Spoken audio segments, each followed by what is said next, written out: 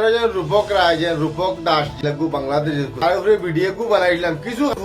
bed common ঘটা যেত দাস আসলা এই যে খাসাড়ার বুকুর উপরে এত যেন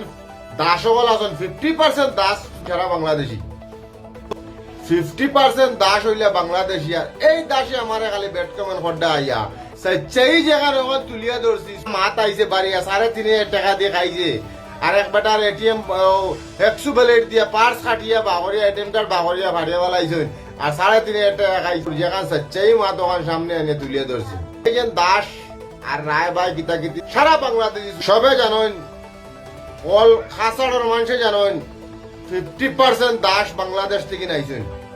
আমসার আসামের মুখ্যমন্ত্রী হোক আসামের সিএম হোক আর যেসা হোক আর এখানে মোদির থেকে লিয়ে সবে প্রধানমন্ত্রী সবে আমরা হেমন্ত বিশ্ব শর্মা সবে জানেন 50% দাস এই বাংলাদেশ থেকে নাইছেন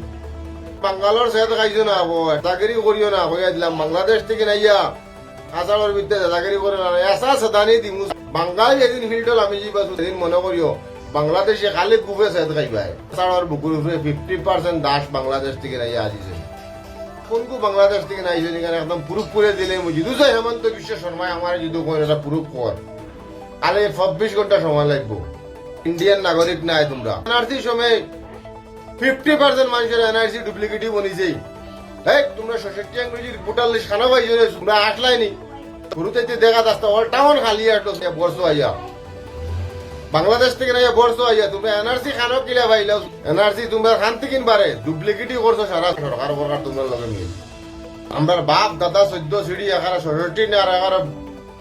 আর কোনো ইংরেজির কাগজ হইলে আমরা কাছে আছে বা করতাম পারবো তোমরা ডুপ্লিকেটই করে এনআরসি কাগজ বা করছো বাংলাদেশে ফিচারে দাদাগিরি করে তোমরা চলে যেতে